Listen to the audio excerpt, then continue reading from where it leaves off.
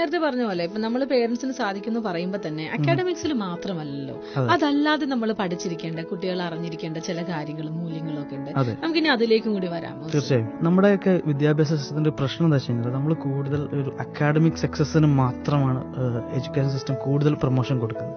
നേരെ മറിച്ച് നമ്മളെ കുട്ടികൾക്ക് എന്റെ അഭിപ്രായത്തിൽ 5 എഡ്യൂക്കേഷൻ നമ്മളെ കുട്ടികൾക്ക് കൊടുക്കണം. 5 kinds of education. ഒന്നാമത്തെ എന്താ വെച്ച് കഴിഞ്ഞാൽ വാല്യൂ എഡ്യൂക്കേഷൻ കൊടുക്കണം. കുട്ടികൾക്ക് മൂല്യങ്ങളെ കുറിച്ച് തിരിച്ചറിയേണ്ടതുണ്ട്. എന്താണ് മറ്റുള്ളവരെ റെസ്പെക്ട് ചെയ്യണം, കളവ് പറയാൻ പാടില്ല, അതുപോലത്തെ ഒരുപാട് നല്ല മൂല്യങ്ങളുണ്ട്. എമ്പതി, ഇങ്ങനത്തെ ഒരുപാട് മൂല്യങ്ങളുണ്ട്. ഷെയറിങ്. ഇപ്പൊ ചില കുട്ടികളെ എന്ത് കിട്ടിയാലും വേറൊരു കൊടുക്കില്ല, ഇത് ഞാൻ കൊടുക്കില്ല എന്ന് പറയും. അപ്പൊ നമ്മൾ കുട്ടികളെ നമ്മളൊരു മിഠായി വാങ്ങുമ്പോൾ അല്ലെങ്കിൽ എന്ത് ഗിഫ്റ്റ് കൊടുക്കുമ്പോൾ 2 എണ്ണം കൊടുക്കുക, ഒന്ന് നീ അപ്പുറത്തെ വീട്ടിലെ മോനക്ക് കൊടുക്കും. അപ്പൊ നമ്മൾ കുട്ടികളെ ചെറുപ്പത്തിലെ നമ്മൾ ശീലം നമ്മൾ ചെറുപ്പത്തിലെ നമ്മൾ കൊടുക്കണം. അപ്പൊ ആ ഷെയറിംഗ് എന്ന് പറഞ്ഞാൽ ഇറ്റ്സ് എ സ്കിൽ. ആ സ്കിൽ നമ്മളെ കുട്ടീനെ പഠിപ്പിക്കണം.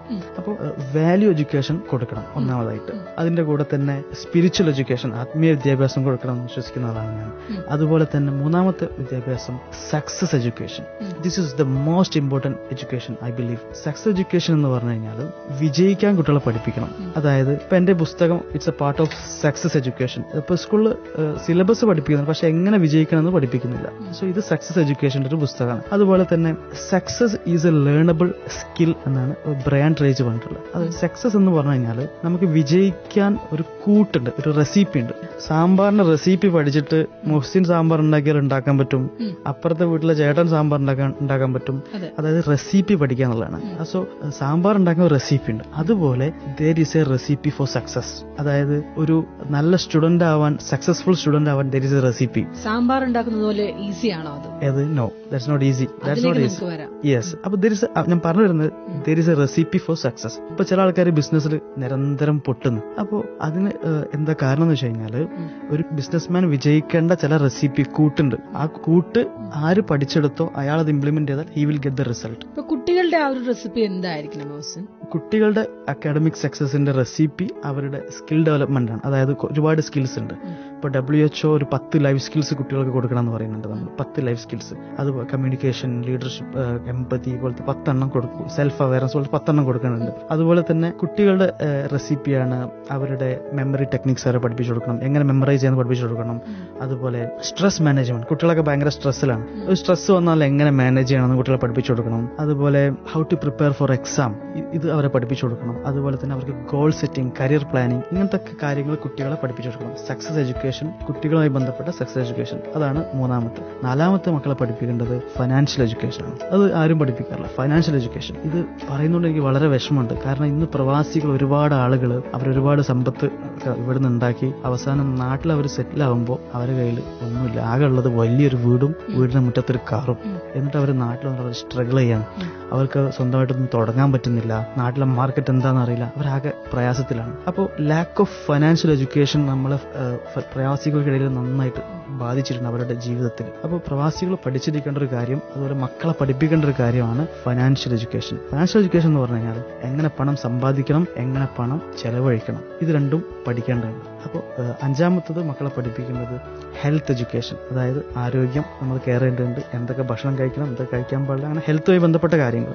അപ്പോൾ ഈ 5 education, spiritual education, value education, success education, financial education, health education, ഈ 5 എഡ്യൂക്കേഷൻസ് നമ്മളെ മക്കളെ നമ്മൾ പഠിപ്പിച്ചിരിക്കണം. പ്രവാസികളെ കുറിച്ച് പറഞ്ഞുകൊണ്ട് ഞാൻ ചോദിക്കുന്നത്, ഇവിടെ പ്രവാസി സ്റ്റുഡൻസിന്റെ കുട്ടികളുടെ കാര്യം എടുക്കുകയാണെങ്കിൽ അവരുടെ ഒരു ഇന്ററാക്റ്റീവ് സ്കിൽസ്, സോഷ്യൽ സ്കിൽസ് എന്ന് പറയുന്നത് നാട്ടിലെ കുട്ടികളെക്കാളും കുറച്ച് ഡിഫറെന്റ് ആണ്. കാരണം ഇവിടെ എല്ലാവരും ഫ്ളാറ്റുകളുടെ ഉള്ളിൽ, അല്ലെങ്കിൽ ആ ഫ്ളാറ്റിൽ കുറച്ച് പരിചയമുള്ള കുട്ടികളുമായിട്ട് വരാന്തയ്ക്കുള്ളിൽ അവിടെയൊക്കെ ഒതുങ്ങുകയാണ് അവരുടെ സൗഹൃദങ്ങളും റിലേഷൻഷിപ്സും. ചിലപ്പോൾ കൂടുതലും അവർ ടാബിൽ, അവരുടെ ഗാഡ്ജറ്റ്സിലൊക്കെയാണ് അവർ ഏറ്റവും കൂടുതൽ ഇൻട്രസ്റ്റ് കാണിക്കുന്നത്. അപ്പം അവരിൽ ഈ സോഷ്യൽ സ്കിൽസ് ഇംപ്രൂവ് ചെയ്യുന്നതിന് വേണ്ടിയിട്ടുള്ള മാർഗങ്ങളെ കുറിച്ച്, അതിന്റെ ആവശ്യത്തെ കുറിച്ച്. തീർച്ചയായും സംസാരത്തിന്റെ ഏറ്റവും ഫസ്റ്റ് പാർട്ട് എന്ന് പറഞ്ഞു കഴിഞ്ഞാൽ ലിസണിംഗ് ആണ്. ലിസണിംഗ്, സ്പീക്കിംഗ്, ഇതാണ് process. Listening, speaking, reading, writing, ഇതാണ് പ്രോസസ്സ്. അപ്പൊ അതിൽ ഒന്നാമത്തെ പ്രോസസ്സായ ലിസണിങ്ങിന് കുട്ടികൾക്ക് ഇവിടെ ചാൻസ് കുറവാണ്. ഇനി ലിസണിംഗ് ഉണ്ടെങ്കിൽ തന്നെ അവർക്ക് സ്പീക്ക് ചെയ്യാൻ അവർക്ക് അവസരമില്ല. കാരണം ഫാദർ, മദർ ഒരുപക്ഷെ ജോലിയിലാവും. അതെ, അല്ലെങ്കിൽ പിന്നെ മുമ്പിലൊരു കാർട്ടൂണാണ്, അല്ലെങ്കിൽ ടിവിയോട് അങ്ങോട്ട് സംസാരിക്കാൻ പറ്റില്ലല്ലോ.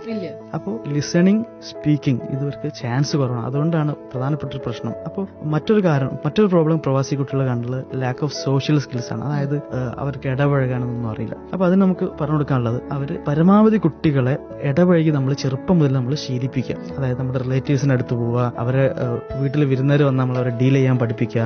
അതുപോലെ തന്നെ മറ്റൊരു കാര്യം, അവരെ പല ഗ്രൂപ്പ് ആക്ടിവിറ്റീസ് ഇൻവോൾവ് ചെയ്യിപ്പിക്കാൻ ശ്രമിക്കുക. ഗ്രൂപ്പ് പ്ലേ, ക്രിക്കറ്റ്, ഫുട്ബോൾ, ഒരാളുടെ പ്ലേ അല്ല, ഗ്രൂപ്പായിട്ടുള്ള കളിയിൽ നമ്മൾ കുട്ടികളെ ഇൻവോൾവ് ചെയ്യിച്ചു കഴിഞ്ഞാൽ അവർക്ക് ഈ ഒരു ഇന്റർപേഴ്സണൽ സ്കിൽസ്, സോഷ്യൽ സ്കിൽസ് ഒന്നുകൂടി കൂടാൻ സഹായിക്കും. മറ്റു കുട്ടികളുമായിട്ട് ഇടപെടാനുള്ള അവസരം വന്നിട്ടുണ്ടെങ്കിൽ ഉറപ്പായിട്ടും അതിനുള്ളൊരു സമയവും അവസരം അവർക്ക് ഒരുക്കി കൊടുക്കുക. അതെ. അതിലൊക്കെ ഉപരി നമ്മുടെ ഫാമിലിയിൽ കൂടി നമ്മളത് ഇംപ്ലിമെന്റ് ചെയ്യണം. അവന് പുറത്തുള്ളത് പഠിക്കും, ഫാമിലിന്റെ അവന് പഠിക്കൂല. ഫാമിലി ഉണ്ടെങ്കിൽ നമ്മൾ എത്ര വലിയ പൊസിഷനിലാണെങ്കിലും, ഫാമിലിയിൽ എത്ര പാവപ്പെട്ട വീട്ടിൽ പോയാലും നമ്മളതൊക്കെ അവരെ പഠിപ്പിക്കണം. അല്ലെങ്കിൽ അവനൊന്ന് പഠിക്കും.